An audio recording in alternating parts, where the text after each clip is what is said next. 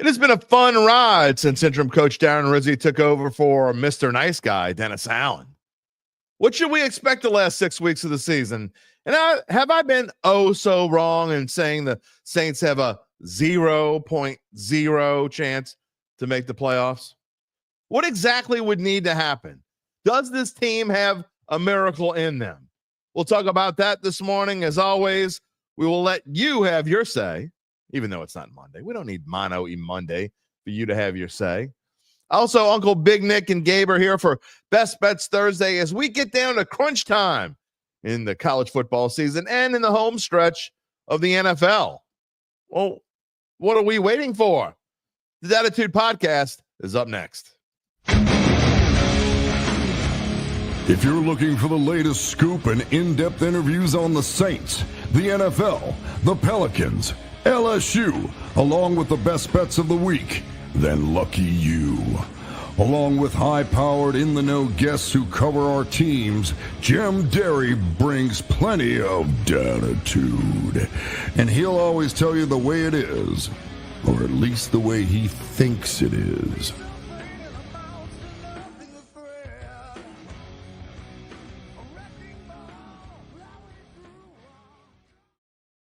Where you at, New Orleans? And hello to my friends elsewhere, everywhere, out there. We had to go digging deep into the closets for the thick hoodies and the sweaters this morning. Sorry, Uncle Big Nick. We know it's cold. That's your problem. This is my favorite kind of weather, the first real chill of the season. The kids are they're gonna want me to put up the Christmas lights before Thanksgiving. Not gonna happen. You know what is going to happen? Most certainly going to happen right now. Dattitude, episode number 313, presented by Evangeline Securities for a Thursday, November the 21st, 2024. I am your host, Jim Derry, 34 years in the New Orleans sports media scene. Although yesterday, went on WWL yesterday with Mike Detillier. And he starts talking about how, us old guys. I'm like, whoa there. Mike is the godfather of New Orleans sports, in my opinion. But the dude, you can't call me old just because I got some gray in it. I mean, we got Corey was out here yesterday calling me out, saying I should dye my hair and stuff the other day. Now Mike Detillier is calling me old. A couple of friends called me yesterday to laugh about it. I don't know what's going on around here. Anyway, whatever. We thank you for being a part of the Dattitude family, whether you are watching live, as most of you do, on our YouTube page, on Facebook, however you're watching. We thank you for being a part of the Dattitude family. Even if you're listening after the fact and listening to the pod, which a lot of you still do, we thank you. What is it like to if you're listening after the fact, you're hearing all these comments and like going, don't you want to be a part of it all? You could be a part of it. You know how to do it, as many of you have already done this morning, by typing in your comment, whether you're watching on YouTube or Facebook. If you're watching on Facebook, switch over and be a part of the Dattitude family. YouTube. All you have to do is search for Dattitude Pod on YouTube. You can know when we're going on the air live, because we usually have the same schedule Monday through Friday, except Tuesday, live at 11 a.m. Central Time. But we got a weird schedule this week because of the Saints bye, and then next week we're doing some strange things because of Thanksgiving, and I'm taking an extended weekend, so it doesn't hurt. You'll always want to be a part of it. You'll know when we're going on the air live. Just go over to our YouTube page and subscribe. Also, give us a like. Not doing it. Give us a like if you're watching. I don't know why it helps, but they say it does. All right, I'm going to talk about this like so briefly before I get into comments. But the Pelicans, man. I mean, when the Saints are done, how bad are these Pelicans going to be? What are we going to have left to talk about? Now, I know I usually wait until when the Saints season's over. That's when we kind of dive into Pels, and by then we got some college basketball to talk about, and we're kind of getting into LSU baseball a little bit in the draft. We start talking about that, but I just got an alert on my phone from Fox 8 because, Fox 8 and NOLA, no offense to anyone else, but those are the two that I mainly look at when I get local notifications. And there's a story right now on Fox 8 Gretna native Elfrid Payton earns near double-double in first NBA game in over 2 years. Gabe was talking about it this morning before we got on the air. I mean, look, the Pels are they're in. I have never seen. When I tell you that I've never seen anything like this, this is beyond anything I've ever seen. I mean, they're calling guys who haven't played in the league for 2 years, and the dude almost gets a double-double. I mean, that's where the Pelicans are right now. I mean, I get it. The Cavs are still beating all the odds. They've only lost one game all year. It is what it is. But you lose 120. You lose by 28 points. And when Nick comes on, he can tell me what the exact number is. But he was telling me this morning, I don't know, 50-something points over the last 2 games. It's absurd. I don't care how beat up, banged up you are. It's getting to the point where it's embarrassing. I mean, it can't be a coincidence. Again, this is for later on in the year or maybe early next year. I'm not going to sit here and because I told you we're going to have multiple shows on this. It's going to come up. But when your team gets hurt this much, can't be a coincidence. Look at how much Saints got hurt. Can't be a coincidence. I'm not saying they're putting anything in the water. I'm just saying somebody ain't training right. It's not a coincidence. Can't be. A-Town, you are right. Pels team stinks. Elfrid Payton, he is from He went to Everett. He had a stint with the Pels before. A bunch of y'all here this morning. Rocky was the first one. Good morning, Dattitude Nation. Absolutely. Good morning, S. Callie. Randall is here. Can't wait to hear your pick when you pick along with us this morning, Randall. Gabe told me that you were up to like 3-6 last week or something. 3-5 or 3-6. That's quite an improvement. 3 and what? 3-5? 3-5. Okay. Dylan, good morning. It is a most. I will tell you this.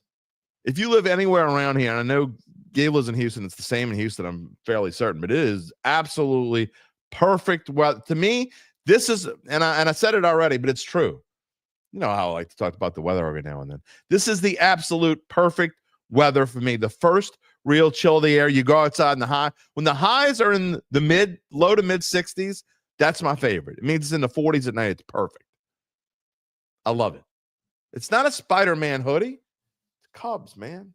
If I'm wearing blue and red, I can guarantee it's a Cubs. It's Cubs. Good morning, John Pace. Not only I see you calling me Jerry. You want to keep seeing your comments on this show? You know what not to call me. You know what not to call. There you go. You fixed it. Ovide, good morning. Who dat? Live is most definitely the way. I mean, what are these people doing, Callie? What are they doing? I mean, I guess some of them work. There are people that actually work for a living. Randall, you went to school with Elfrid Payton and McDonough 26. Okay. What is that? That's Gretna / Algiers, right around that, right? Yeah, in Gretna. Okay. Let's see what else we got here before we get started. Good morning, Kyle. Thanks for joining us. Dattitude family is here this morning. And Mark says the crowds are getting very small at the Pelicans home games. Can you say Seattle? They're not going anywhere. They're not going anywhere. I mean, they got to get better. They got to learn how to keep their players healthy. I'm just saying. Adam Varner says good morning. On his way to Alabama. Alabama. I hear the weather's there good there too. A-Town. Scale should fire the whole training staff for both teams. You know, at some point you got to think about it, right? Got to think about it. All right.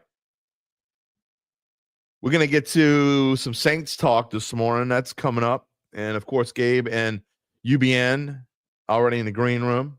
We have our best bets of the week. That is going to be the second half of the show. However, before we get to the Saints, let me tell you more about our friends at Evangeline Securities. I've already talked about the holidays coming up and how it may be the perfect time to ponder whether you should look into selling your family-run or privately held business. Just think. Thanksgiving and Christmas 2025 could be one where you do whatever you want to do. You wouldn't have to worry about what days you'll be open and what the Christmas bonuses are going to look like. All right. Some of you don't have Christmas bonuses, but whatever. You know what I'm talking about. You'll just tell Santa what you want, and boom. There's a really good chance you would get it. Just get in touch with Evangeline Securities and get the ball rolling to see if it's possible. Founding and managing partners Nick Braden and Ron Hemelt start by figuring out what your company is worth, and they do that by scheduling a complimentary valuation. And then it'll be up to you whether you decide to proceed or not. If you decide to proceed, Nick and Ron will be with you every step of the way.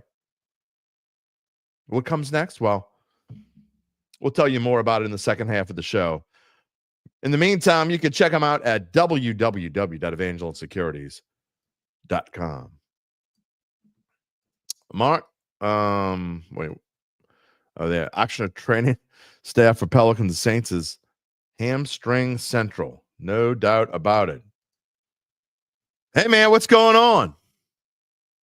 Glad you're here with us this morning, Todd. James Fleming from Forney, Texas. I don't know where Forney, Texas is. Texas is a huge state. Gabe doesn't know where it is. He lives in Texas. But we thank you for joining us, James. Great name, by the way. All right, what do we think about these New Orleans Saints? We have told you, and I've caught some flack from different people. I think most people are realistic. By the way, Barry says Pels have a magic number for playoff to score. That's called the tragic number, by the way. And everybody, you always, if I know you're being funny, but in the grand scheme of things, everyone has a tragic number always. Scott Hartman usually listens on Spotify after the fact, but he wanted to drop by and say that you enjoy the show. Scott, thank you so much. We appreciate you dropping by. We appreciate you for being a part of the Dattitude family. Greetings from Chattanooga, Tennessee. He says, and whether you, we don't care whether you live. I'm just kidding. Whether you listen live, whether you listen after the fact on YouTube, we thank you so much for being a part of our family. No question. Nakia says, go Saints. Let's get into them Saints. All right. So again, what has to happen for these Saints? For me, was I jumping the gun? Like Zach likes to tell me how come on, man. It's not 0.0. I like when he gives me it's really like 1.8. Well, first off, 1 point. He's going to completely disagree, but I don't care. To me, 1.8 is the realistic version of 0.0. Think about what's coming up. And again, we're going to talk about some of these things this week. I never even brought up LSU Vandy. We'll touch on that in a minute. Before we get to Nick and Gabe. Actually, I'm going to make Gabe make a prediction. I have a feeling I know what he's going to pick. He's like, yeah, I'm going to make you make a pick. For sure. But Saints, look. The good news is for the Saints, what they have coming up next, if they can win against the Rams after the bye week, they go to the Giants the week after that. So that's absolutely not only a game they should win or could win, whatever. They'll be favored probably by, if they win against the Rams, they'll probably be 4 to 5 point favorites at the Giants. Somewhere around there. You got to win against the Rams first to make it even matter. Because if you don't win, if you can't beat the Rams, it really doesn't matter. Because then it's truly 0.0. Technically you could win out and you go 9-8, but then you would still need so many other things to happen even if you go 9-8. So what is realistic about this team when you think about where they are? Well, first off, the Saints' best chance, and at first I was thinking Saints best, and I don't have the percentages in here, so I don't want Zach Ewing or anybody else to come back and tell me, well, it's 2.1% for the wild card and it's 1.7% for the division. I don't know what numbers, what real-time percentages. I'm going to tell you that the Saints' best chance is probably going to be winning the division. Okay. And I should have made a slide with the standings on them, but most of you know them by heart anyway. The Saints right now are technically, you can laugh when I say technically 2 games behind the Falcons, who are also on a bye this week. The Falcons are 6-5. Saints are 4-7. However, the Saints are going to lose tiebreakers to the Falcons. Okay. I don't know that there's any scenario, and I haven't done them all, so something could potentially happen where they do win a tiebreaker. But I think we need to be under the assumption that the Saints will lose any tiebreakers to the Atlanta Falcons. Okay. Falcons' schedule the rest of the way is this. When they come off the bye, they host the Chargers. Okay, they could lose. Then they go to Minnesota. Sure, they could lose. So theoretically, if the Falcons lose the next two, and the Saints win the next two, which is possible, Saints would be tied, and then the rest of the way would still have to beat the Falcons by a game because they lose in a tiebreaker. There's only going to be one team from the NFC South going to the playoffs. I would be shocked if there's more than one team from the NFC South going to the playoffs at this point. But then the Falcons play the Raiders on the road, the Giants at home. Could they lose the command? They'll probably, let's just say they lose the Commanders at home. That's fine. On the road, excuse me. But then they finish up at home against the Panthers. That game means anything, Falcons going to wipe the floor with the Panthers who won't give a damn. Who'll be fighting for the number one pick again. So that's your problem. Even if the best of the best can happen, the Saints have won 2 now. They beat the Falcons. Then they won this past week, and the Falcons now have lost 2 in a row. And so now the Saints are only technically 2 games. The Saints have 2 winnable games in front of them. The Falcons have 2 losable games in front of them, potentially tied after the December 8th game. But Falcons, Raiders, then Giants, then Commanders and Panthers. Really only one game they're going to lose potentially after that. I don't know. Todd, you're right. Crazy part is they're still and it kind of I don't necessarily look. I'm not trying to be a goofball or piss anybody off. Or look, if you still have hope, great. That's what this is about. You see on the I would have never even asked this question 2 weeks ago. Is there still hope in 2024? I would have never even used the word hope. Never. Adams thinks that Stafford's going to carve us up. He might. He very well could. Is the defensive backfield going to get any healthier before we play the Rams on December the 1st? I know you keep saying this, Rocky, but it doesn't. The Falcons made it to the Super Bowl, and they lost. Yeah, they lost multiple times in the Super Bowl, but they make it there. They don't always, quote unquote, fail con. You can't count on that. You can't count on the Falcons just doing what it doesn't always happen that way. You can say that it happens that way, but it doesn't. John says so much has to go right for the Saints and go wrong for the Falcons for the Saints to make the playoffs. There's a path. John says 3%. I think it's less than that. Wild card scenario is going to get to that. And see, Steven, I don't know if it's Richard or Richard. Are the Bucs out? No. Let's talk about the Bucs schedule. What do they have coming up? They are, what are they, 4-6? Have they had their bye? Yeah, they had their bye week. Hold on a minute. As I do this on, yeah, they're 4-6. They've already had their bye week. So they play the Giants this week. We're going to get to that game in a minute. Then they play the Panthers. Then they play the Raiders. So there's a really good chance the Bucs win 3 in a row, and the Bucs are 7-6. So we're not even counting them in yet. And they finish with Chargers, Cowboys, and Panthers. So honest, I'm going to be honest. I think there's only really one game. They still got 2 games against the Panthers left. You're talking about, so that's not even counting what the Panthers have left. I think the Panthers actually have a realistic path to winning the division. When's the last time they've done? Who cares? You ask me what happens before. I don't care what happened last year or the year before that or year before that. I'm talking about right now. What team is the best team in the NFC South? There's zero question. I know they've stunk the last month. There's zero question the best team in this division right now is the Falcons. But that being said, if you tell me right now that the Falcons somehow Nostradamus comes out of the clouds, comes down and comes onto the Dattitude podcast, I would welcome Nostradamus in as a guest on the Dattitude podcast. Who's never been on the show is more than welcome. Nostradamus comes down from the sky and tells me, Derry, the only thing I can tell you is that the Falcons won't win the NFC South. I can't tell you anything else. And he goes back up into his cloud. What happens? Saints still aren't winning the division. It's the Bucs. I just told you the schedule. Bucs have a half-game lead on the Saints.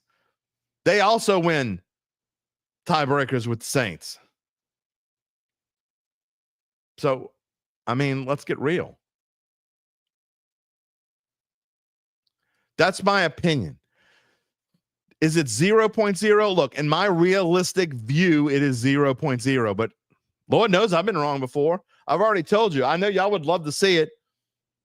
Y'all told me not to shave my head. So I think what we're going to do is if the Saints come back and win this division, because if the Saints go 10-7, they win out. They probably would win the division. They'd have a good chance. I don't know that anybody's going to go 10-7. They'd have a good chance to win the division. They'd certainly be in the wild card mix at 10-7. They probably would win the wild card at 10-7. But are they going to win out? They play at Green Bay, at the Commanders, and again this Rams game. They're going to win all three of those? I don't know. Let's see.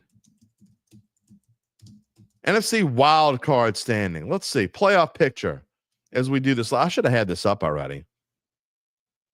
In the NFC right now, the Lions are the 1 seed. Eagles are the 2 seed. Now, this is according to NFL. Right now, playoff probability is Lions 99%, 100%. They're going to the playoffs. Eagles 97%, 100%. They're going to the playoffs. The Cardinals right now, they are the 3 seed right now. The Cardinals. We're going to talk about the Niners too in a little bit. 61%. I'll make a slide for this next week. Right now, Falcons playoff probability. Now, this is just mathematical. This isn't anyone punching, like saying this is what I think the percentage is. This is playoff probability currently. Falcons are 72%. Vikings, 98%. Packers are 90%. And the Commanders are 89%. So somehow the Saints have to jump all these teams to get in the wild card. The Rams, who we're talking about, we don't know if the Saints can beat or not. They're still not they're on the bubble right now. Their playoff percentage right now is 16%. The Seahawks, who just beat the 49ers, 24%. The 49ers, again, who we're going to talk about. Sorry, Nick, 30%. The Buccaneers, 41%. That's because they could still win the division. Bears, less than 1%. Saints, currently, mathematically, here you go. According to NFL.com, right now, they are the 13th seed in the NFC. It says 4%. I ain't buying it. But you're talking about all these things that have to happen. Again, I'm not trying to throw hot coals on your dreams. You know what the show is about. It's about reality. Douglas Thornton, good morning. Welcome. Glad to have you here, as always. John votes for me to shave my head. If the Saints make the playoffs, the thing we're going to do is we've already decided for sure, 100%, we're changing the name of the show for a week to Rizzitude. And I think we're going to go with Die. Again, look, when you get to my age, I don't know who said it, but they're right. And I don't know. I think we're gonna go with the gold die. Maybe we'll have some streaks or something. I don't know. Good morning, Jerry. Douglas, I know you missed the first part of the show, but they're 2 games out technically, but really because of the tiebreaker, they're really 3 games out. So, anyway. A-Town wants to book Nostradamus. I'm trying, man. I would love to have him on the show. Just dress like Santa Claus. Okay. I'll do that. That's not okay. I like it, Bart. I could dress like Santa Claus. Actually have a sweater that would work for the show. It's a Christmas sweater that's got a beard coming out of it with bells in it. and it's got Santa's feet that kick up like that. Yeah, I'll wear that. There you go. And I'll call the show Rizzitude. I'm just saying. Jerry says the Falcons aren't winning the division. I completely disagree. However, if they don't win the division, it's gonna be the Bucs. Valerie wants, I know she said before she wanted me to dye my hair half gold and half black. That's a possibility. I mean, that could happen. I'm trying not to be a homer, though. It's like, if you notice I don't wear Saints stuff on the air, I have plenty of Saints stuff. Ovide, hair full, face painted. I don't know. Gabe would probably like to see me paint my face because this goes back. We have a long-standing thing. I don't know. We'll see how it goes. All right, I'm going to end the show as I do every Thursday when we talk about best bets. I'm going to end the show talking about Saints because there's more Saints to talk about. I want to talk about Rizzi a little bit. Again, I'm going to end the show with that. And there's just so much talk everywhere. I mean, people are talking already, and we've talked about it on the show, but already Rizzi has just become this overwhelming topic of conversation. I mean, I think, why does everyone have to get ahead of themselves? I guess that's your way of enjoying the moment. I understand that. But we can't crown a guy 2 games into his NFL tenure, right? Ty wishes he could dye its hair. Well, you could dye your head. You could paint your head and pretend. Or you could wear a wig. Todd, see the Riz. Everybody's getting excited about the Riz. I'm not saying you shouldn't get excited about the Riz. Anyway, that's how we're going to end this show today. So stick around because we got some things to talk about. Before I bring on Gabe and Uncle Big Nick, I want to touch on LSU Vandy. Not going to really talk much about Tulane Memphis because they play next Thursday. We'll talk about that game next Wednesday. Sorry, go collect. I know this is TMI, but I don't have any chest hair. TMI. I don't. If you saw me out in the summer, like when people say they look like beach, like I truly look like a beach wear. If you painted me like black and like white, like not white, skin white, like black and white, if you painted me black and white, you absolutely could make me look like a beach whale. People would be coming up. I'd be on the national news. How did he get here? Oh, wait, he's got legs. It's a dude. It's not a whale. That would be me. Anyway. Yeah. All right. But again, we don't need to talk about Tulane and Memphis today. That's next week. Programming note, by the way, I'll remind you again, because of the Saints the bye week, we are going to take a little bit of time off at Dattitude. We already took yesterday off. Tomorrow, I'm actually not taking tomorrow off. There won't be a show, though. But I am taking Monday off. So I'm going to have an extended weekend. And then we will be back on Wednesday. No show on Thanksgiving. So Wednesday and Friday next week. Wednesday will be the Best Bet show next week.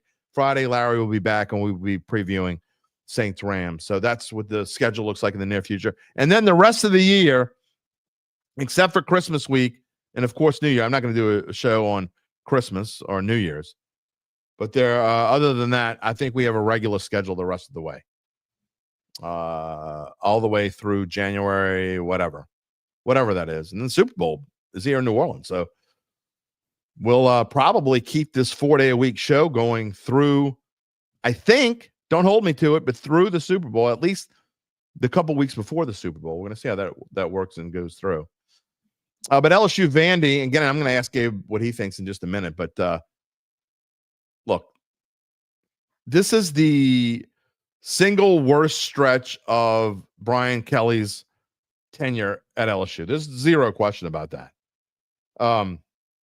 Again, this is something we talked about on Mike Detilier's show on WWL yesterday, and I'm sure it'll come up again. I think I'm going to be on Saturday.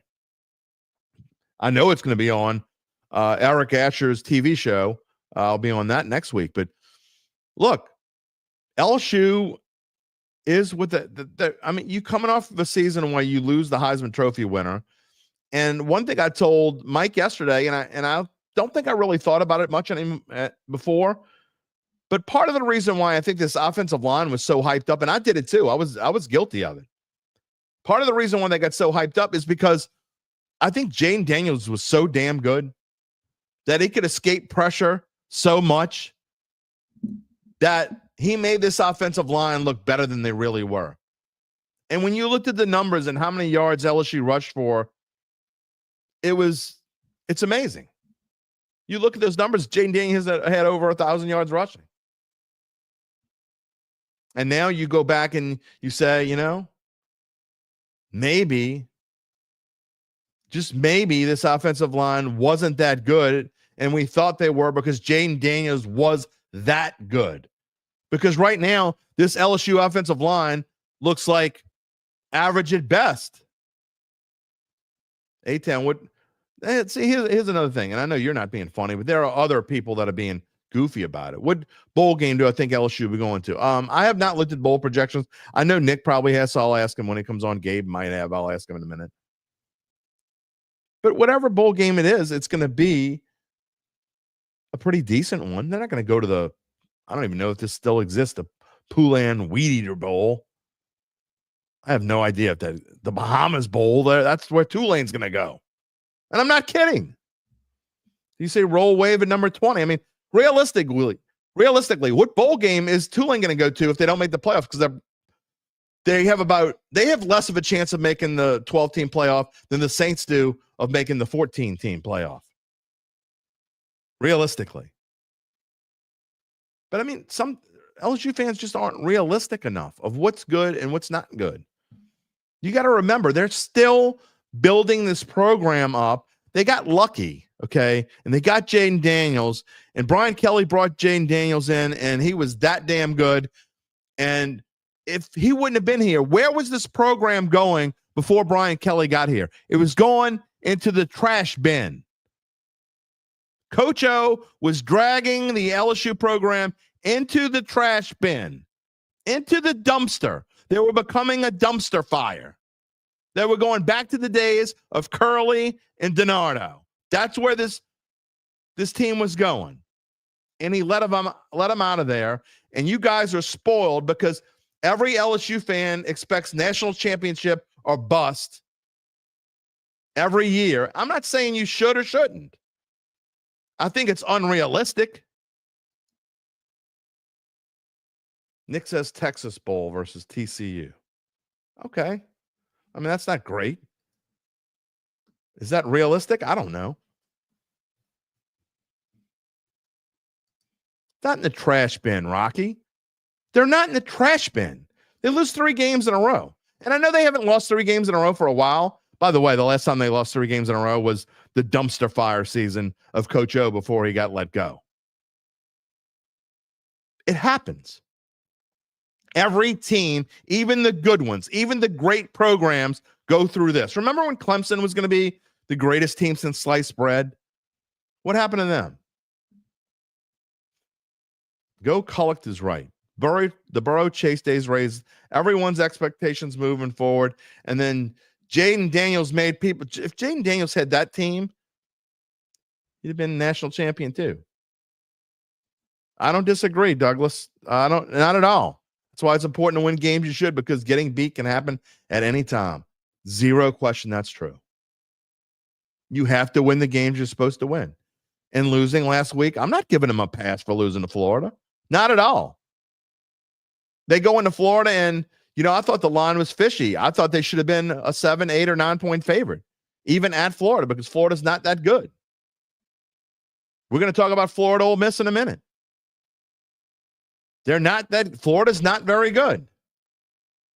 But LSU showed up with no emotion. I don't know. We'll see. Anyway, let's bring in Gabe and let's get rolling here with the second half of the show. Again, we're going to finish it. We're going to talk more about LSU because it's going to come up with Gabe and UBN in a minute. But we're going to finish the show. Again, our last topic of conversation this afternoon before we go off will be on Darren Rizzi. And so come with receipts, come with real comments. Don't just tell me you think Rizzi is the greatest thing since sliced bread. I want you to give me reasons. If you think he should already be considered, I want you to tell me why. Okay? If you think that it's way too early like I do, well, tell me why. Don't just tell me, he should stay. No, I want more than that. I want more than he should stay.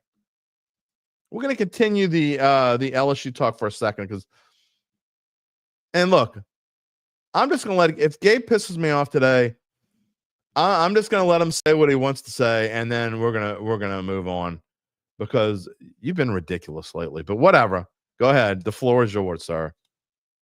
Just to answer your questions from earlier, I like to look at bowl projections from Action Network's Brett McMurphy. I think he's probably the most reliable in terms of that kind of stuff. Yeah, I like that. He currently has LSU in the Music City Bowl against Minnesota, where they are 5-point favorites.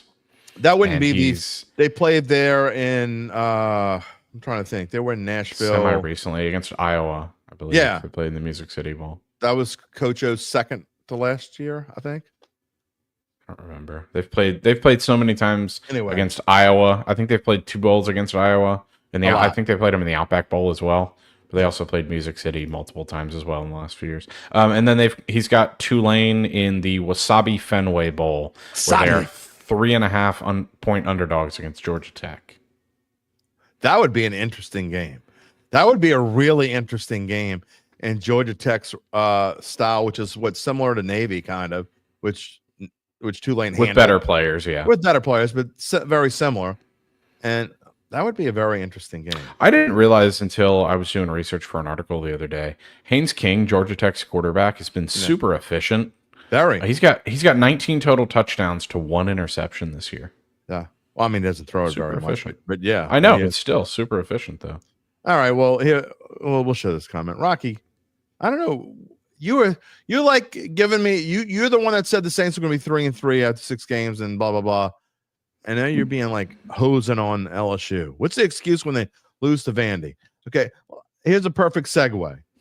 I think look, Pavia scares the hell out of me in the grand scheme of things. I do think and I've said this before, I think he's a lot like Johnny Football. Maybe not quite as talented as Johnny Football. However, he's not even in the same conversation as Johnny Football in terms of talent. Well, Pavia is the Johnny Manziel of Colin Klein's. Although he's probably not the crazy loon ball that Johnny Manziel is either.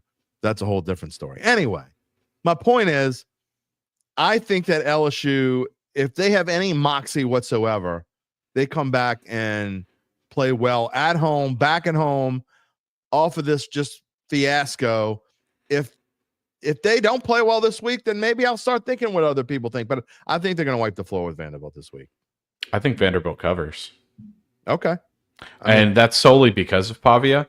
Pavia had the best against the spread record as a starter last year in the country, and he's led Vanderbilt to a 7-3 record against the spread. LSU can't cover to save their lives. They've been horrible. I think they're 3-7 ATS this year. Vanderbilt's especially good on the road. Look up with the I'm betting the betting public.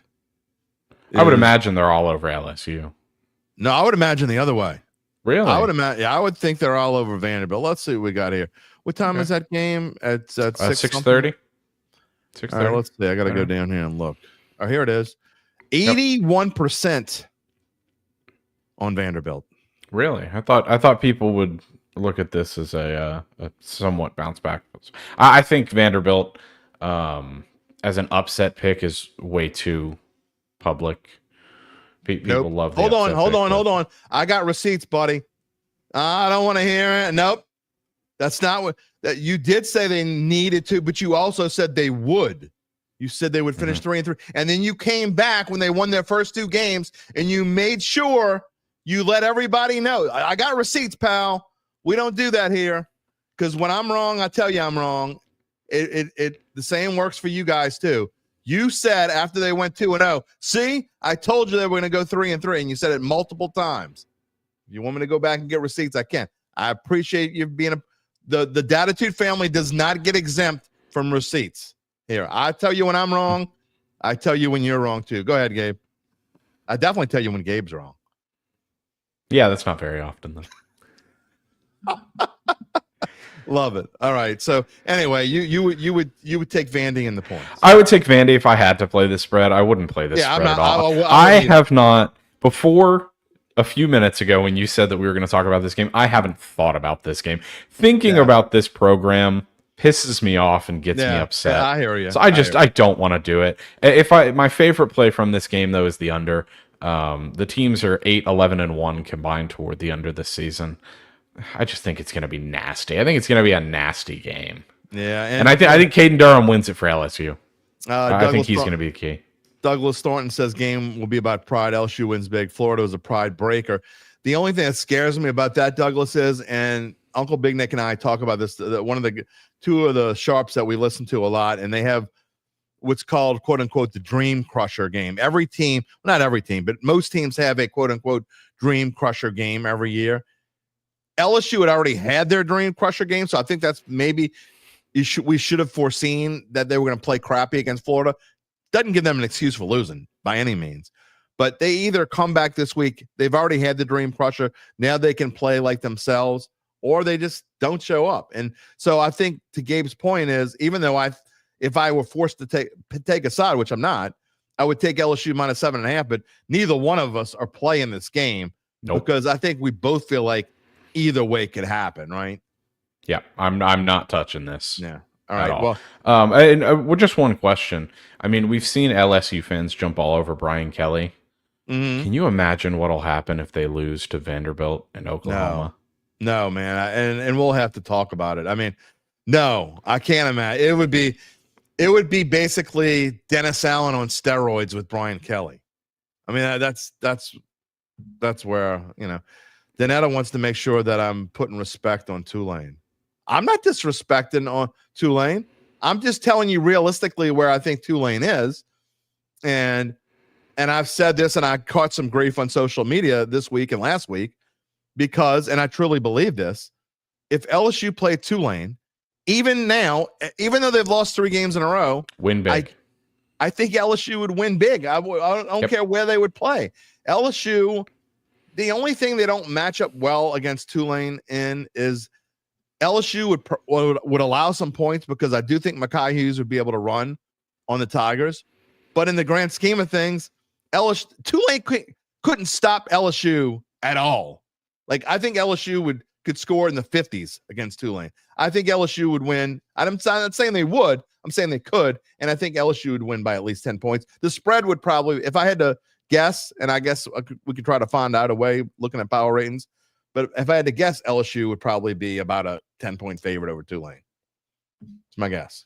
No, anyway. Yeah, not disrespecting them. I'm giving them credit for what they're doing, and they're probably going to win their conference. And if they go to the Fenway Bowl, that'll be fun.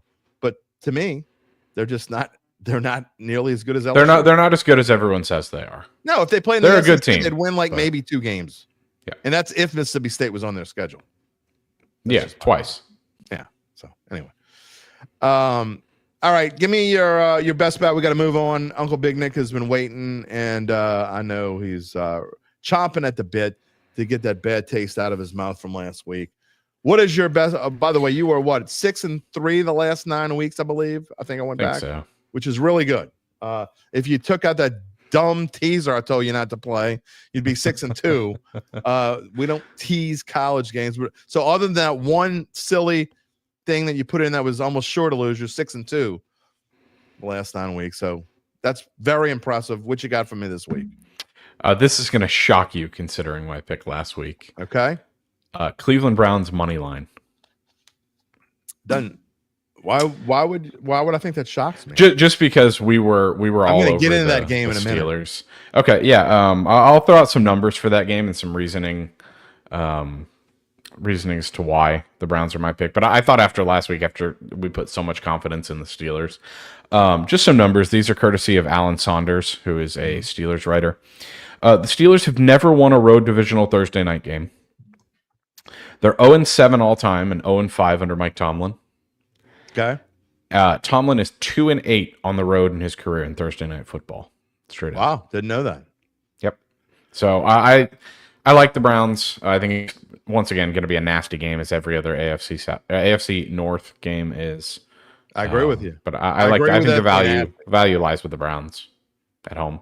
Boy, that's a reach, considering that if you're just giving out a pick, you could have just taken the 3.5 to give yourself a chance to win. Take them straight up. I like the chutzpah, the cojones, whatever you want to call it. money line. Gabe, Henderson, Brownies over the Steelers. That is quite a pick, my friend. I hate picking the Browns money line, but those, as you said last week, trends don't lie. They're trends for a reason. Yep. All right. Well, we will see you on Wednesday. Enjoy your weekend. We'll talk to you Wednesday. Next time we talk, we'll be doing best bets again. Yep. Sounds good. All right. Gabe Henderson, everybody. And it's time to now move on. UBN is here. He's in the house. Let's not make him wait any longer. Uncle Bidnick, can we make some picks today? Mom, can we please?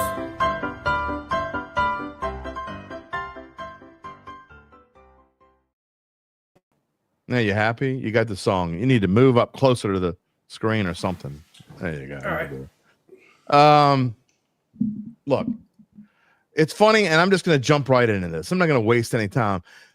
I think what Gabe just did, it took major cojones to pick that game. He picked the money line, plus 160, the Browns. We'll just, usually we start with college football. We're going to talk about the best of the week.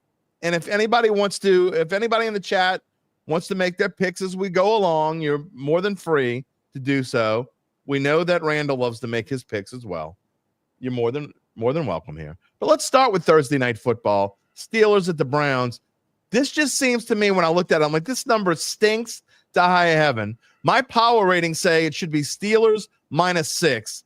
I started doing some digging, not as much as Gabe, but if I had to bet this, and I don't, and I might bet $10 on it just to have fun, but I would probably go completely against my power ratings and take the Browns here plus 3.5, just because this number's so stinking low and doesn't make any sense. He failed to mention that Tomlin is really bad as a road favorite. So I would take the Browns too. I don't know if I could have the marbles to bet the money line, but these, like he said, these AFC North battles are always close. They're always within 3. That's why I took Pittsburgh with Baltimore like you did, Oh, we're in trouble. Randall likes the Browns. You were talking about Nostradamus earlier. You bringing me on is like, if you could get more opposite than Nostradamus on the show, he's right here. Goodness. Oh my goodness. All right. Real quick before we get to the other ones, just what do you think about the LSU talk that we had? Barry says LSU made Tulane with their run game, but not their passing game. Barry, Tulane would not be able to throw the ball. If as bad as LSU is, then I'm not sleeping on Tulane. What? Darian Metz is better than Nussmeier. Danetta. Stop it. No, he's not. It's not close. It's really not close. Love you. You Thank can't convince LSU fans of anything right now besides them being the worst team in the division and Kelly being the worst coach ever. It's not close. Imagine if we were Florida State. Imagine if LSU was Florida State. They went undefeated last year. Did this dude just forget how to coach? Right. Did the guy just forget how to coach and now they're terrible this year? Yeah. Oh, is every year different with this NIL money and every team getting better and you just not being able to be consistent? You're never going to have a powerhouse in NCAA again with the transfer portal and NIL. Book it. That's why Saban left, because he can't do it anymore. He ain't better to build a powerhouse. Robbo, if Coach O comes back, I'm gonna become I'll be a Maction fan. I'm watching Maction every night anyway. I wouldn't be able to watch it anymore. Nathaniel says, you think it's bad now? Let Coach O come back. He's the one that left it like this. Exactly. If LSU loses to Vandy, it'll be pitchforks, tar, and feathers. It'll be worse than that. It'll be ridiculous. All right, the thing that aggravates me too is these people sitting at home. Oh, Kelly got out coached. How do these people know that haven't coached a pee-wee football game in their life? How he's getting out coached? What, the safety wasn't down in the A gap? What, they don't know anything.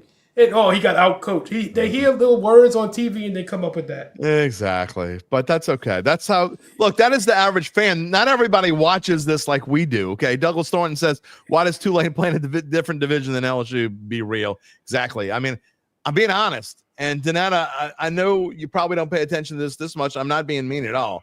But if there's a big difference between the American Athletic Conference and the SEC, and if Tulane played in the SEC, they might, and I stress might, win 2 conference games.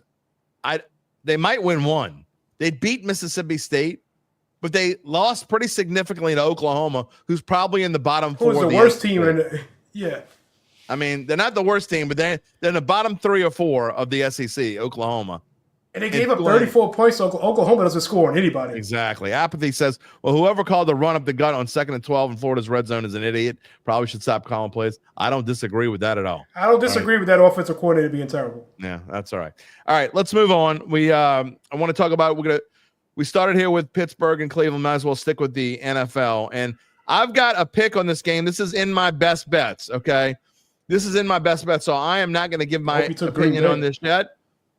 Sunday, 3:25, the game of the week on Fox is the 49ers against the Green Bay Packers. 49ers, you don't see this very often, but they're getting points.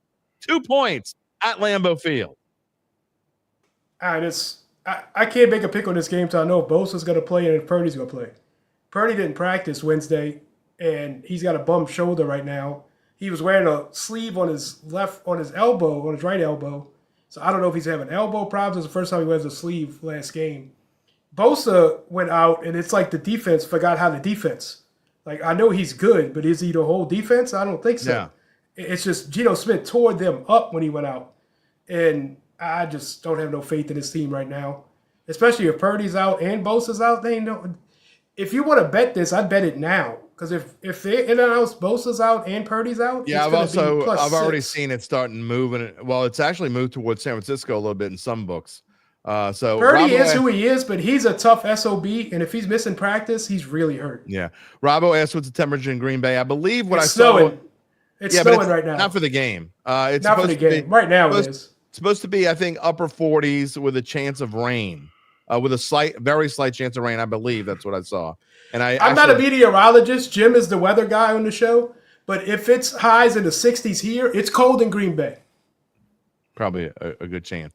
All right. Again, I have made a pick on that is in my best bet, so I don't want to give too much away. I will wait to talk about that game when it comes up in my best bets. Sunday Night Football, I think this is an interesting game. And I know a lot of people are kind of scoffing at this line, saying the Eagles should be given more than 2.5. But there's a reason why. The Rams are playing much better football. They've been a little inconsistent, but Eagles just 2.5-point favorites in LA. Yeah, I like the Eagles here, but I feel it's so square. That is definitely the Eagles have been rolling. They've been rolling. They're playing well. This rookie kid that Mitchell for Philly, I don't have the stats in front of me, but he shuts down every number 1 wide receiver that he plays against. McLaurin didn't have 1 catch against them last week. Yeah. And I don't know who he's going to guard, Kupp or Puka. They got multiple options there. But if they can get to Stafford, I think they can win this game. And they're rolling right now. They're getting good. I trust McVay more than I trust Stefanski. So absolutely. Is that who's there? Yeah. McVay, the coach of the Rams? No, McVay, the Philly coach. Philly coach. Sirianni. I had the Cleveland coach. But if it comes down to crunch time, like, who do you trust there? And I just don't know. It seems like such a square bet to like Philly here, but I just stay away from this one. I like the over in this game. If I had to play it, that's probably what I would play more than any. But I actually like the Rams to win straight up here. I like the Rams money line at plus 130. I think the Rams win this game. I think the Eagles are due for a letdown and go down. So again, I don't know that I'm going to play it. If I do, it would be small. Sunday Night Football probably will. I usually play Sunday night just to have fun with it, especially since the Saints are off and I'm getting home watching football all day. So I probably will play it for a little bit, but I like the Rams, again, straight up. So we'll see. Again, not my best bets, but I do like them small here. All right, let's go to college football, your wheelhouse. And the game of the week, there's no question the game of the week this week, and I don't understand the spread at all. I understand it. It's Ohio State. Understand it's in Columbus, but I'm sorry, this spread is way too high. I'm not a college football expert. I get Indiana has had a pretty easy schedule to this point, but look, 13's too many points, and I'll probably actually will play this. I didn't put it in best bets, but I like the Hoosiers here, plus 13. Yeah, I like the Hoosiers too to keep this close. Indiana hasn't played anybody, but everybody they played, they killed. Yeah, they killed everybody they played. So what else can you ask? The only game that was really kind of close in the beginning was Michigan. And, I mean, they wound up pulling away from them. I just don't know if they have the studs to compete with Ohio State. Because Ohio State just got studs everywhere. And I don't know if they have them 1 or 2 players that can make a difference. But I do think they keep this close. Yeah, I agree. We're in good shape. Randall likes Ohio State to cover. Thank goodness. So I'm feeling good. I'm feeling good about this. Danetta, Idris Green is watching. Please happy birthday to Miss Green. Thank you for watching the Dattitude podcast, and maybe you'll become a part Happy of birthday, the Miss Green. Dattitude family. And Danetta's right. Even though we don't always agree with everyone, but we try to do it as respectfully as possible. Well, some people maybe not. The thing with Ohio State too. One more thing. This is like their 4th game or 3rd game in a row at 11 a.m. Our time, 12 p.m. Because they got the big noon kickoff with Fox. That's right. So they all mad about not getting night games, but Fox gets their best pick and they get the 11 a.m. games. Yeah, that's their problem. Callie says Hoosiers for the win. That would be quite a win. That'd be 370 on the money line. That's pretty good. Yeah, that's a nice. Your boy Dollar Bill says Ohio State lost his starting center, already depleted O-line. All on the Hoosiers. That's a good point. All right. He's the college football guru at Ship It, so you better listen to him. All right. I know this game shouldn't be interesting, but I kind of got a feeling it's going to be. Saturday night on NBC, Army, who is, I believe, already locked into the AAC championship game with Tulane, going to Notre Dame. This could be a letdown spot for the Irish. I kind of like Army here, and I got to be honest. I know it's a weird spot for Notre Dame. I like Army definitely to cover. I don't know if I like them for which would be one major upset. I'm staying away from service academies, like the play from now on. I thought Navy was going to compete with Notre Dame, and it wasn't even close. And yeah, but they've Notre been Dame on a bad trend. Yeah, it was 6. I mean, they had 6 turnovers, Navy, when they went in there. Right. But I mean, Notre Dame killed Navy's dead now. They don't do anything anymore. Ever since that game, they haven't done anything. Army's better than Navy, and I said 3 weeks ago that I thought Navy or Army was going to upset Notre Dame. But I've been so bad with service academies that I left it out of away from it. I just stayed away from it now. But watch, I'm just telling you, I did say it. So if it does happen, you got receipts of that. All right, I might play this for fun. Give me Army plus 14.5. Again, I'm not gonna. It's not my best bet. I may parlay these 2 money lines just for fun. Yeah, Emily Varner says she's from Indiana. Go Hoosiers! All right, go Hoosiers. All right, and lastly here in college football, before we go to our best bets of the week, this is an interesting game. I gotta say, go Gators! I just do not like. I know they're I know Ole Miss. Look, if I had to, and I wouldn't touch this with a stick. If I had to bet this, I would probably lay the 10 because I do think Ole Miss is. Mike Detillier told me yesterday he just doesn't think Florida's gonna be able to stop Ole Miss at all. I could see this being a runaway. Again, if I had to bet it, I would lay the 10. But God, would I love to see Ole Miss lose here. I don't think Ole Miss is losing here. I know you hate Kiffin, but like you said with the Dream Crusher spot, I mean, I think Florida won their Super Bowl last week. I don't think they care about Ole Miss. I think they cared about beating LSU. Ole Miss is rolling right now, but wouldn't it just be like Kiffin to lose this game? It sure would. That's what I'm saying. Like he to knock himself out of the playoffs, wouldn't it be fantastic? The SEC championship game. Would they knock him out the SEC championship game? Are they in that? Oh, no. Well, he said the other day we don't even want to play. Lane Kiffin is such a good coach. You are insane in the membrane. Insane in the brain. Okay. Kelly beat Kiffin this year with this terrible ass team that y'all talking about. Kelly beat Kiffin with this terrible ass team everybody's talking about. Lane Kiffin, and I'm not exaggerating when I say this, okay? I mean this wholeheartedly. And I'm not talking about as a coordinator because I actually think he's a decent offensive coordinator. Yeah, Lane Kiffin is the Dennis Allen of college football. He is horrendous. He is an awful, and the most overrated coach in college football. And I mean that wholeheartedly. He's terrible. There you go. I'm done. You wearing your Ole Miss colored sweatshirt. No, dude. Come on, man. I know it's the Cubs, but the guys that said it was a Spider-Man sweatshirt had me cracking up. Callie says, I hope Ole Miss loses. Kiffin and his hottie toddy. Prima donna. He's a bum.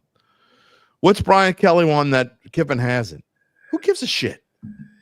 It's called eye test, dude. He beat him. You come up with all this crap and then you don't back up and you just throw stuff out there. Oh, throw it out there. I hate Derek Carr. He's good, but I hate him. Get out of here, dude. Get out of here. Get out. We're moving on. We got too much stuff to do here. We're already an hour. He beat him heads up with apparently terrible team. Yeah, exactly. LSU's terrible, but he beat him. There you go. There's your receipt. Moving on. All right. The SEC West. That's true. He's won the SEC West in 3 years once, and he hasn't won it. Whoop-de-doo. No, Kiffin hasn't won it. Kelly has won it. That's what they just put up. I don't care. I'm just telling you. I know it doesn't matter, but all right. Now's the bad news part of the show. Jesus, I had to show you. The Lane Kiffin of picking. I told Rocky earlier. We don't mess around. We show receipts here. We keep receipts. We don't dance around anything. When we stink, we show you we stink. And UBN had a great October. He's had a rough couple weeks. His record stinks. I'm above 500. Actually, 28-26-1 is it's okay. I don't brag on it. I mean, you're above 500 against the spread. Great. The good news is I got my 5 and my 4 right last week. The bad How long are we doing this? We're doing this in the Super Bowl? Yeah, why not? I'm wondering if I can get to 500. Oh, you'll find a way, I guess. You'll find a way. All right, I normally do. All right.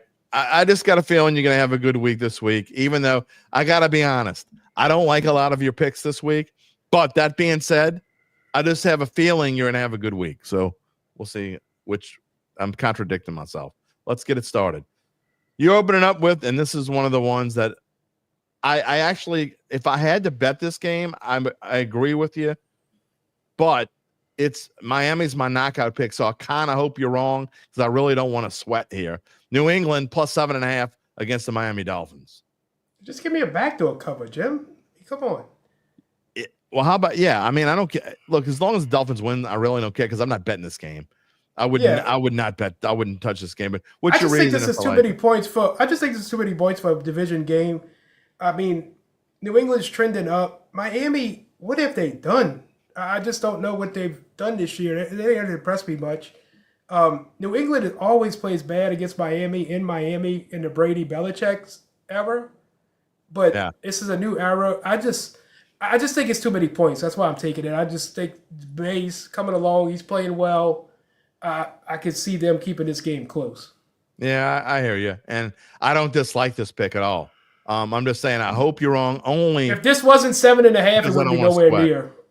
I look, the Dolphins have been playing much better, but Mayo's defense has been playing pretty good as well. And honestly, I hate to say it, but Tua's like just one hit away from being out. And I know it's not he's tackling people on interceptions with his head. Like what? Has he learned nothing? He needs to cut that crap out. As Gabe points out, by the way, only 3 active coaches have national championships. The quote-unquote Kelly hasn't won anything. Well, neither has anyone else but 3 coaches in college football. So stick that in your pipe and smoke it. Anyway, moving on. All right, here's my 1-point pick of the week. Green Bay, I told you it was coming up. It's coming up quick. -2 over your San Francisco 49ers. Look, I really actually wanted to show off. I wanted to put this at the top of my list, but it's tough picking against the Niners in basically a pick-em game. I'm not even going with your whole Brock Purdy could be hurt thing. That even doesn't even have anything to do with it. My thing is, people keep saying, and I was buying into it too, people keep saying the Niners have got to be better now. Christian McCaffrey's better. Niners going to be better now. What have they done the last 2 weeks? They barely won 2 weeks ago, and then last week they stunk up the joint against Seattle. Packers have a tough stretch coming up. I have been saying all season long, I think the Packers are one of the more underrated teams in the NFL, and now they get a chance to show it. They play the Packers this week. They play Miami on Thanksgiving next week, and then they play Detroit on a Thursday in Detroit the week after that. This is a chance for the Packers to make a run, and I think they're going to do it. I think they're going to do it too. San Francisco's, their DVOA drops like 24 points in the fourth quarter. It goes from 4 to 28 from the first to fourth quarter. I don't know what's going on with this team and why they can't close, why the defense can't hold leads, but it's bad right now. Yeah, it really is. And I just can't pick them until they figure it out. And I'm also going to say that look, it's not just because San Francisco's been playing bad. I just think Green Bay is I think it's a value pick. I mean, if you took the red jerseys off of San Francisco and those gold helmets that they're wearing in San Francisco, and they were just the same guys in a Jacksonville Jaguars uniform, this spread should be like -4. So I think it's kind of a crazy spread here. So anyway, that is my 1 point pick. Green Bay -2 over San Francisco. Moving on, your 2 point pick. Arizona State. You're just picking against BYU. You picked against them last week. You got it right, so you're going back to the well. Well, I didn't think BYU was that good to begin with. By the way, so people who are just listening, Nick's 2 point pick is Arizona State -3 over BYU. Go ahead. I thought BYU wasn't good to begin with, and they just been teetering, and then they finally lost to Kansas, which you'll see what I think about them next fluky. Coming up. Yeah, it was kind of fluky that they lost, but Kansas has been playing well. Arizona State's been playing well. They won 5 out of 6, and this team's rolling. And I mean, when Navy lost their undefeated season to Notre Dame, they knew they were pretty much done. I think BYU feels the same way right here, even though they can still go to the conference championship game. But I think Arizona State could still go too. So this is a good team, and I just think they're going to beat up on BYU. Gabe says he likes this pick. He says Arizona State's a good team. I don't really have a feel for it. This is obviously not my wheelhouse. I just think BYU. I think they gonna want to rebound. I don't disagree that Arizona State's not a good. It's a weird line for me. I mean, they're at home. Arizona State's at home, coming off a big win against Kansas State. The crowd's gonna be fired up. They got a running back named Scatterbro. It's pretty good. Yeah. Dollar really Bill, your boy says Arizona State's on fire. Scatterbo is overlooked, one of the best running backs in the country. And the good news for you is Randall says BYU big. So oh yes. I love that guy. Feeling good about it now. All right. My 2 point pick this week. By the way, to say it again for the people who just listen to the pod, Uncle Big Nick's 2 point pick is Arizona State -3 over BYU. All right, my 2 point pick is the Houston Texans -8 over the Tennessee Titans. Take that, Gabe Henderson. Look, I've been very successful this season when I pick against the Titans, but I do it in spots. The lines makers and the odds makers, the first half of the year, Nick, you and I have been talking about this. I think I know that they overrated Tennessee. I don't understand what they saw in the Titans. However, the last few weeks, they kind of been backing off, and I thought the spreads were closer in line, and you liked Tennessee last week. They didn't cover. However, I thought that spread was pretty close to where it was supposed to be. Now I think that kind of going back the other way, and I get that Houston -8 sounds like a lot, but Houston going home to play a terrible Tennessee team that has literally nothing to play for anymore. Will Levis just playing out the string. They don't even know who the quarterback should be. By the way, remember when the Titans wore their Oilers throwbacks last year and just kind of rubbed it in, and it ended up being an overtime game? Well, the next game, they played like 2 weeks later. They played in Houston, and Houston beat the ever-loving snot out of them. Don't think the Texans haven't forgot about that, and they want to give it to them again. I think the Texans win big here. Double-digit victory for C.J. Stroud and the Texans. Yeah, I like this pick too. Tennessee is just that team walking basically with Levis. And last week I picked that game because I was betting against Darnold, which he didn't do anything. But Tennessee's just so bad that they couldn't do anything either. So I really like this pick. I think Houston comes back. Nico's back. They are so much better team with Nico for some reason. The offensive line hasn't been great for Houston, but I don't think they need to be great to beat this team like this. Mixon has been great. Randall likes the Texans big. We're hosed. No, not we. I ain't on it. Oscar Calick says he likes the phrase "not in my wheelhouse." Well, there you go, UBN. Like things aren't in your wheelhouse. I don't know. Anyway, Glenn, we're gonna get. I know there are some Saints comments out there. We're gonna get to them again. That is how I'm gonna end the show with Saints talk. We are gonna go back to Rizzi. That is how we're gonna end the show. But we gotta finish our best bets first. Again, my 2 point pick: Houston Texans -8 over the Tennessee Titans. Going to Nick's 3 point pick. It is the Ravens at the Chargers under 51. Yeah, I mean, the Ravens, after playing Pittsburgh, you kind of come in beat up. I really think this Chargers team mimics the Pittsburgh model, how they play defense, how they run the ball. The Harbaughs are together against each other. Greg Roman's, I mean, he played with Baltimore forever. He coached with Baltimore forever. So there's not going to be any surprises in this game, I don't think. Like, everything's going to be just straightforward. It's going to be a knockout, drag-out game. I can't see this going over. Last Friday, this was 47. Why did it go up 4 points? Just because the Chargers scored against a really good Cincinnati team? It's the same thing we talked about last week. Yep. Yeah, they had to put up points. And now I don't think – I mean, the only thing that can happen here, if the Ravens get way ahead, they're going to try and run the score up. Because are the Ravens overrated? Absolutely. They're 5-4. They beat up on bad teams but lose to good teams. They kill bad teams. Are they the Penn State of the NFL?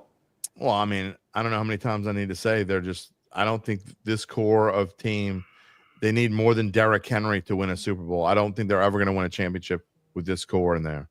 That's just my opinion. I've said it multiple times before. I was shocked when I heard that this week. He's 6 years in. Yeah. Like, we know who he is now.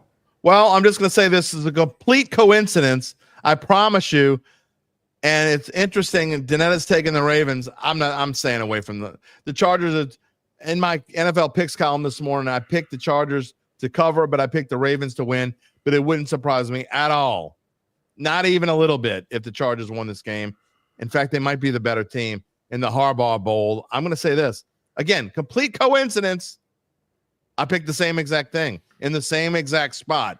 It just so happened to be that way. You don't send me your picks before, so I'm seeing them first time just like. Yeah, exactly. So it's a complete coincidence. Had it in my NFL picks column this morning before you even changed your mind on this. But I will say this. You talked about the Chargers rushing defense. They have allowed, guess how many touchdowns they have allowed this year on the ground? I think it's one. One. Uno. Yeah. One touchdown on the ground. It doesn't mean I wouldn't play Derrick Henry in fantasy. You can't sit him. But I just think that the Ravens.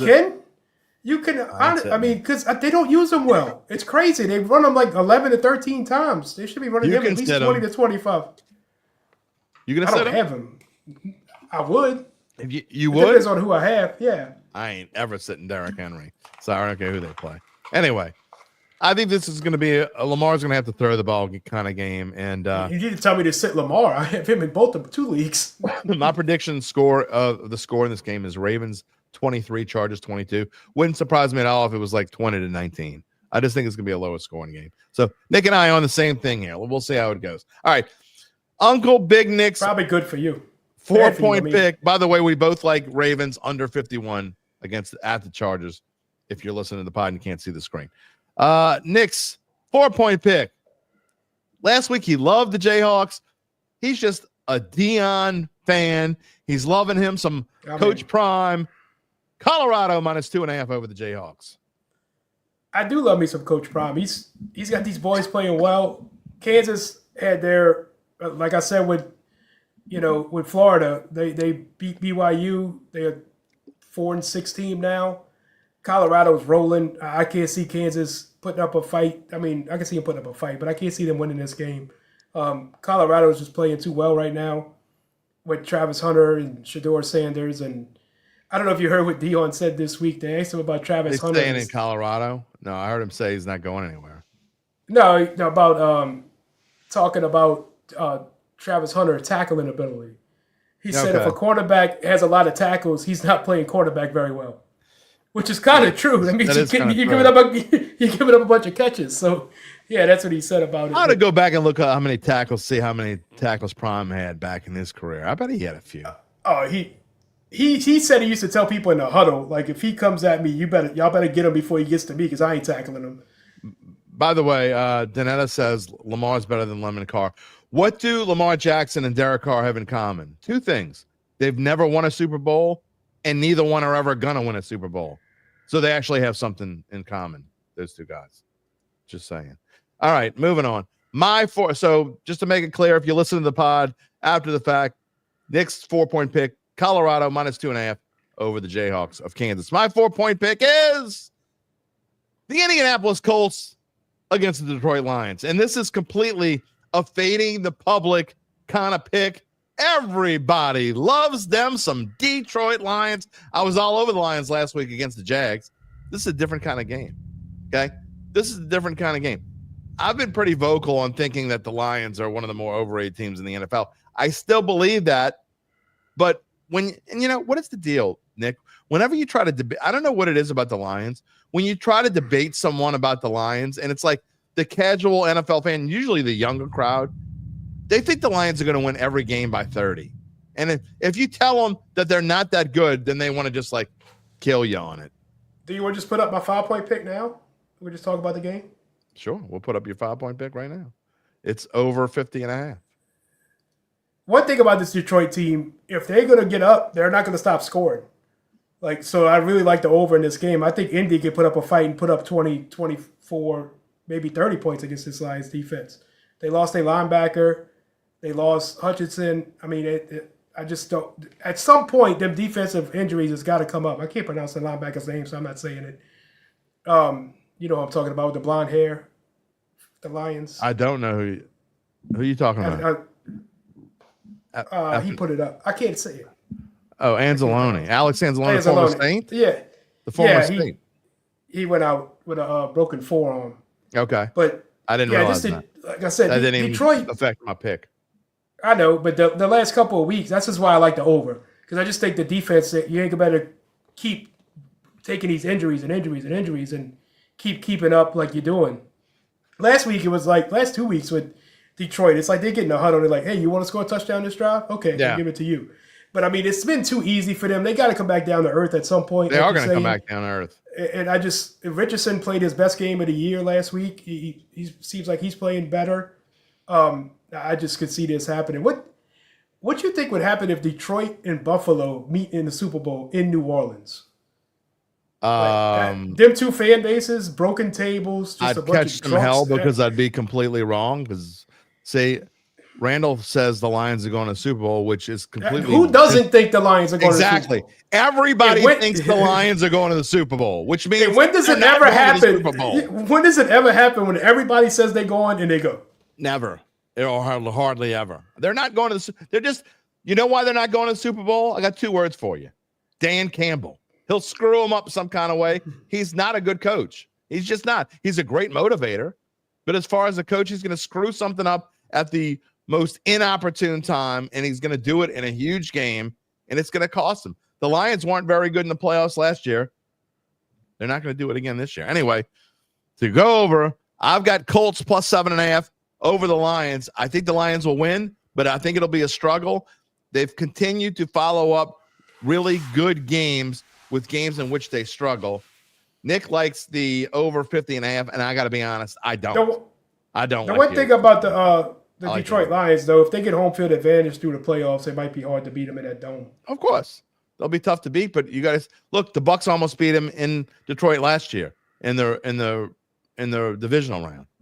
They're not unbeatable. They're not unbeatable. I'm not saying it's going to be harder to beat them, but if you get them outdoors in January, then it's easier to beat this team. They're not nearly as good as everybody thinks they are. I'm not going to comment on that anymore. We're moving on. Okay, I'm done with LSU today. No more LSU, Gabe. All right, my 5-point pick of the day. I get it, Randall. You don't like Kelly. We're moving on. I'm not talking about that anymore today. All right, my 5-point pick today is the New York Giants getting 6 points. The fighting DeVitos? 6 points. They're getting 6 points, I'm telling you. The fighting Tommy DeVitos. Here's a game where it's almost exactly why I love the Colts, because I looked, it's like 83% are on the Lions, okay? This is going to be, and I'm not exaggerating, this is going to be like 90% on the Bucs here, okay? Who are the Bucs? Who are the 4-6 Bucs to be laying 6 points on the road against any NFL team? They're not good enough to be laying 6 points on the road. By the way, in the past 3 seasons coming off of a bye, the Bucs they've scored in consecutive seasons. Last year, they scored 6. The year before that, they scored 17. The year before that, they scored 19. So I almost took the under here, but you know what? I think the Giants are going to get a boost from Tommy Cutlets starting, Danny Dimes on the bench. I think they're going to play inspired football. I'm not sure whether they win the game or not. I actually think Tampa Bay will win the game, but I think it's going to be a low-scoring game, and I'm going to take the Giants getting 6 at home. I think they're going to fight hard in this one. The only thing I don't like about this pick is all the comments coming out of New York with this defense not understanding why Daniel Jones ain't starting anymore. The offense not understanding why Drew Lock's not starting. It's all money grabs. It's all about saving money. And I just don't know if this team's going to come together or just completely fold. So I'd stay away from this game, but I trust you when it comes to NFL picks. I understand where you're coming from. It's just I don't like the things I'm hearing out of New York.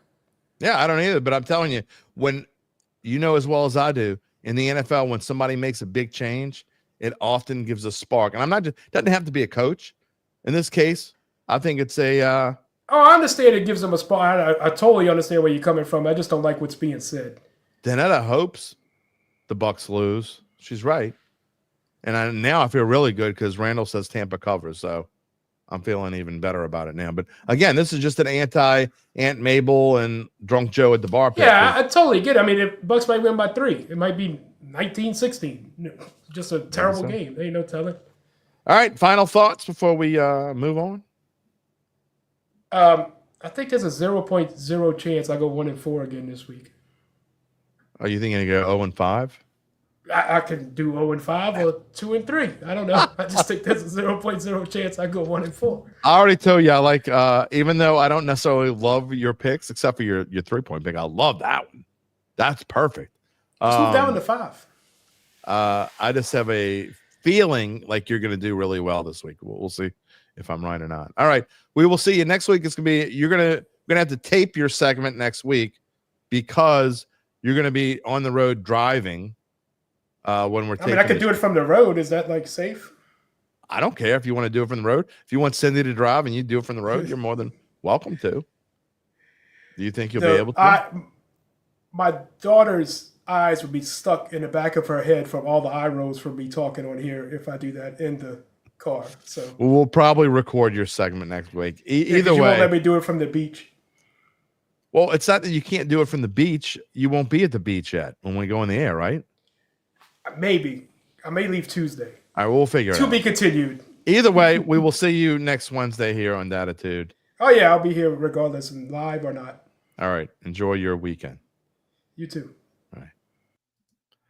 Big Nick here on the show with his best bets. You see them on the screen. If not, you can just – the good thing about shows like this, and you miss something, and you want to hear what we said, or you join us later, whatever, you can always slide the little slider backwards and hear what our thinking was for each show.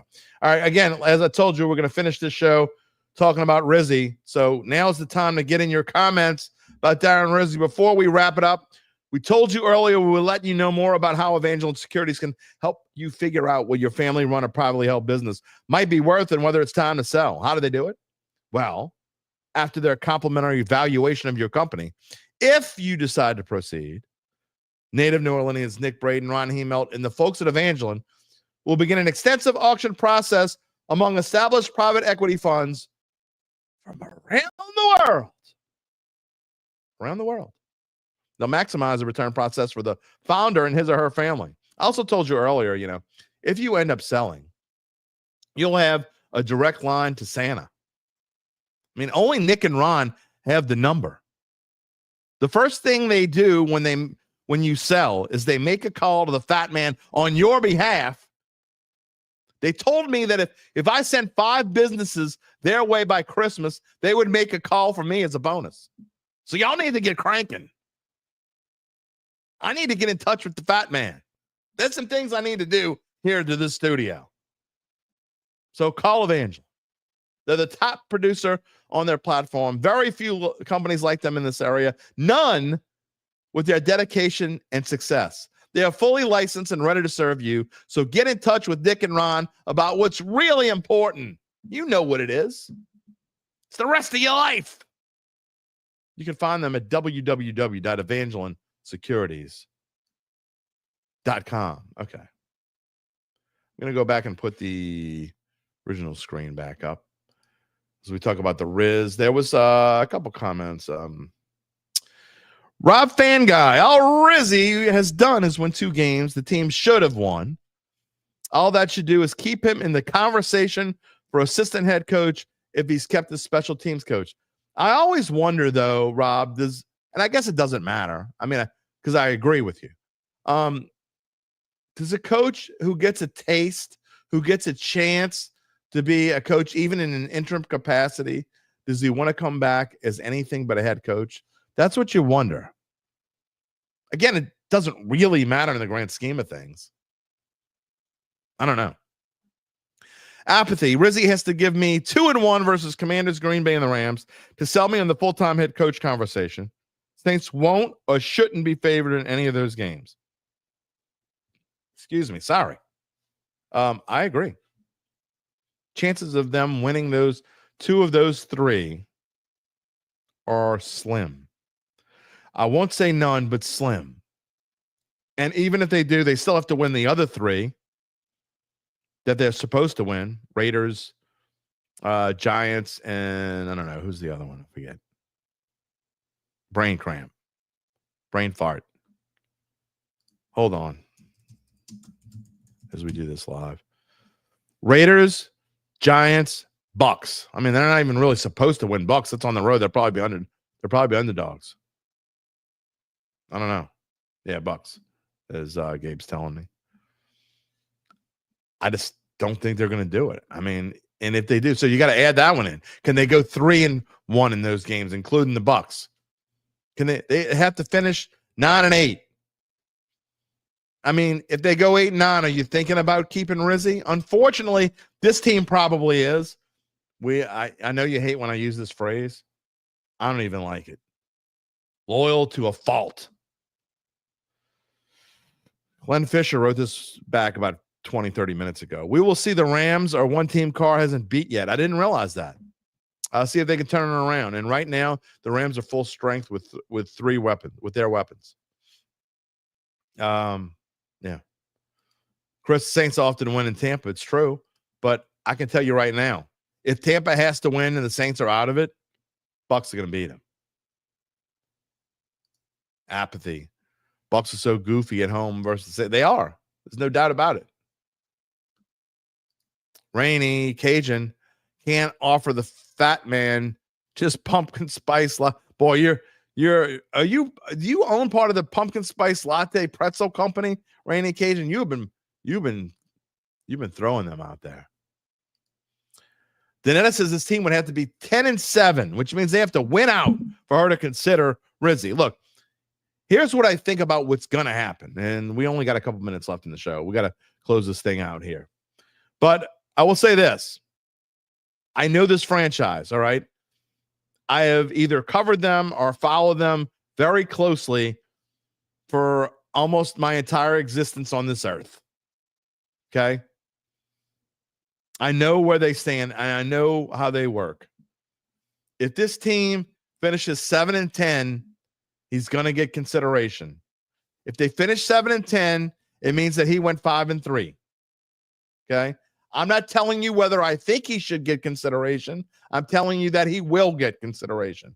If they finish 8-9, which means he would go 6-2, he's going to get a lot more than consideration. He's going to be the front runner to land this job, which scares the hell out of me for many reasons. Okay. It scares the hell out of me because the thought of this team staying status quo and Rizzi would be part of status quo. Just can't do it. And if he goes 9-8 or 10-7, it's over. He's going to get the job. John says Rizzi 4-2 to close the season makes him 6-2 for his tenure. That would warrant consideration.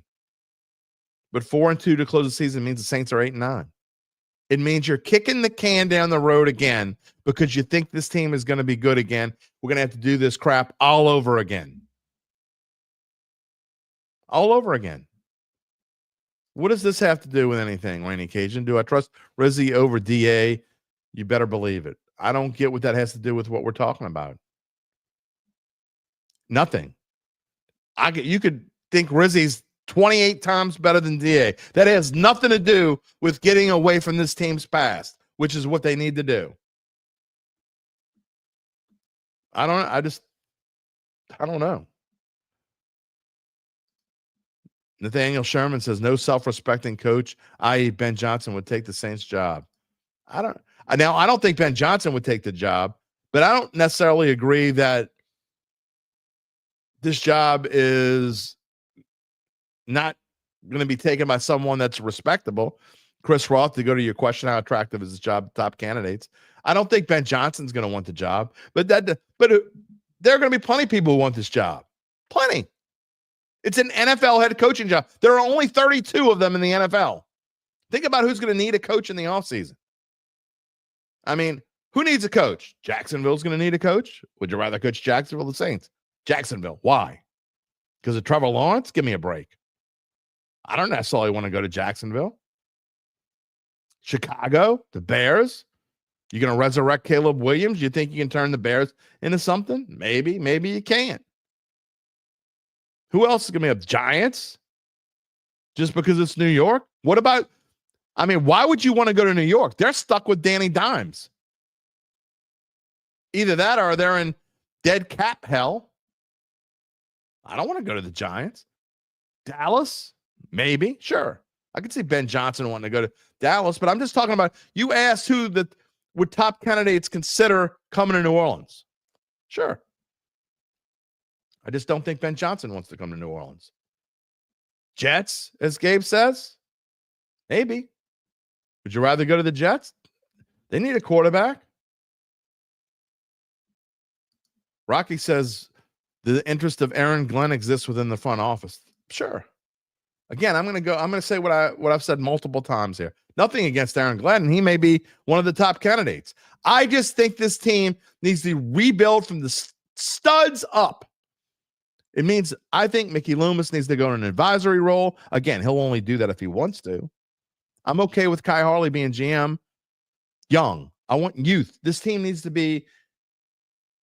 an influx of youth in multiple ways. I want a coach who not only, and I'm exaggerating, but only just a little bit.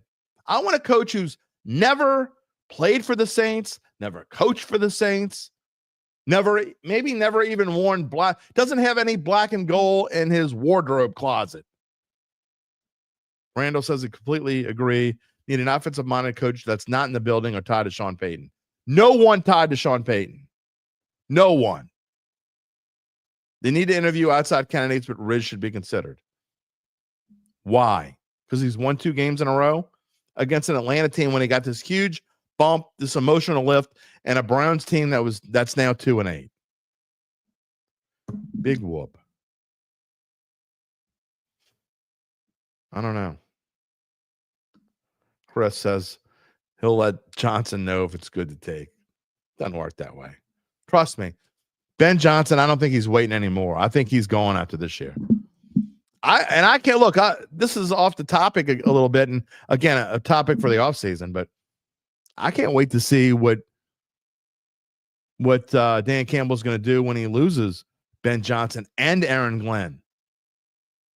Because I think a huge reason why Detroit's been successful. Now, granted, they've got some good personnel there. I'm not taking anything away from them. But if you don't think that a big chunk of their success is because of Ben Johnson and Aaron Glenn, you cray-cray. Just saying. Yeah. Also, potentially Bengals could be open. Of course, you'd rather go there. That would be the number one death. That's where Ben Johnson would want to go if that opens up. But again, we're kind of like we're getting ahead of ourselves. Okay. We could say if, with, shift. I mean, we opened the show with, is there still hope for this year? I think no, but I know a lot of you do. Ovide says, if Rizzi wins out, consider him the coach of the year. I don't think a guy who's only coached half of a season could be coach of the year. I don't know. Has an interim coach ever been a coach of the year, Gabe? I don't think so. So, I mean, you might consider him coach of the year. I mean, look, again, I root for the Saints to win every game. So there's no game where I'm going to root against them, no matter what. But if they somehow, some way ran the table, which again, it's not going to happen. But if somehow, some way ran the table, man. Chris Ross says Bruce Arians won it with the Colts. Did he win it as the interim coach? Yeah, but he was an interim coach, but didn't he take over like early in that season? Yeah, I mean Pagano had cancer. It's a technicality, right? Yeah, so I don't know that really counts. It was either might have coached the whole season or pretty close to it. You can look that up, whatever.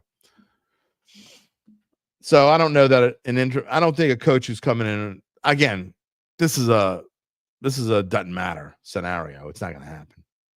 He went 9-3. Okay, so he coached 3/4 of a season.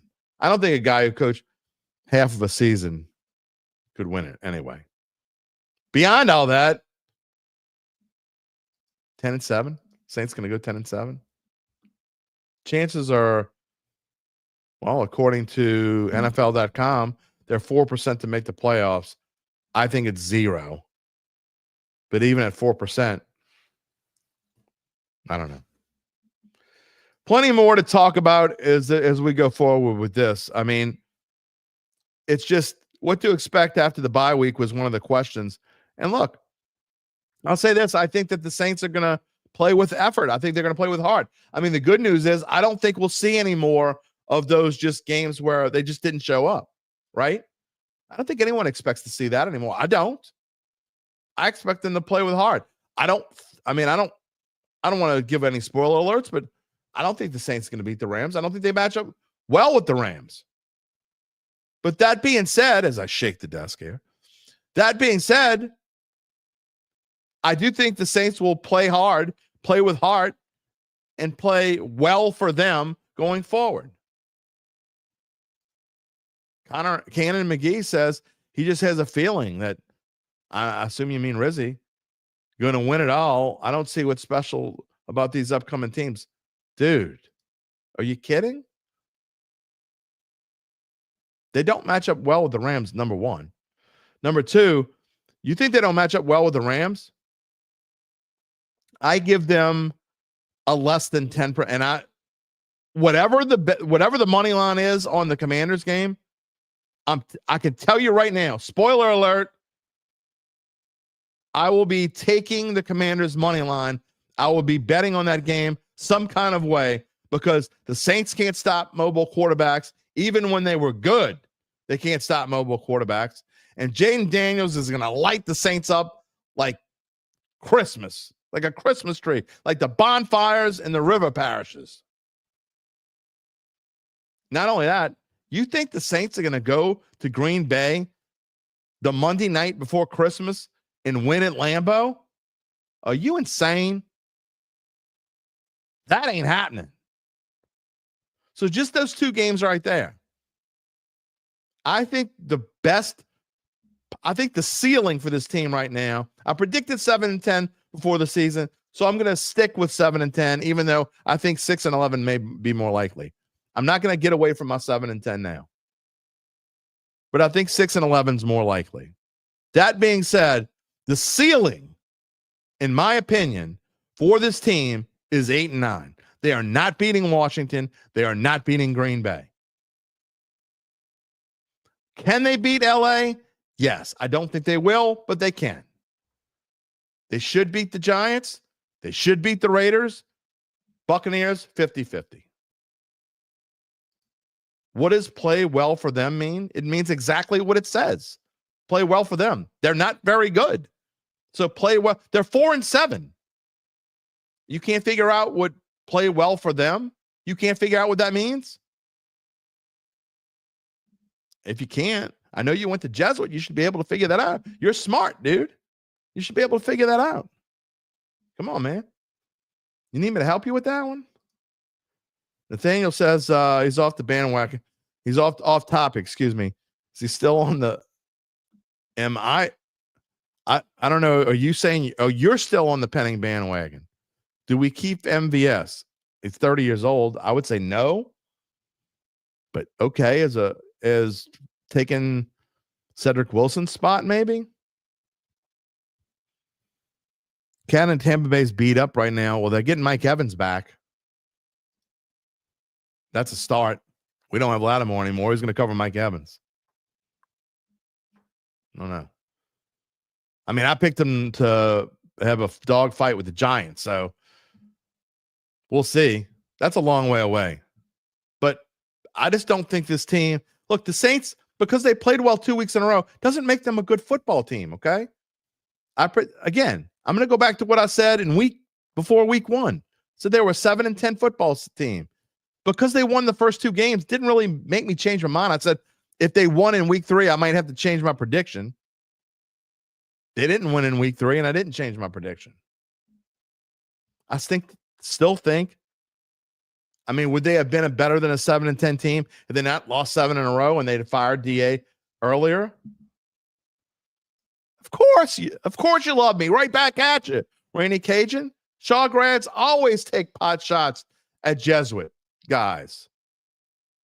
It's what we do. It's what we're here for. Doesn't mean we don't love one another. I mean, if you and I were somewhere around, somebody started crap with you, man, I'd have you back. Now, I don't know how much that would mean these days with my old butt. Anyway, all right, we get off topic. Last comment, Jeff Haspel, 7-10. Sounds better than he expected a few weeks ago. Amen, brother. Ain't no doubt about that. Because if somebody would have offered me 7-10 2 weeks ago, I'd have taken it in a heartbeat. All right. That is going to wrap it up for us for today.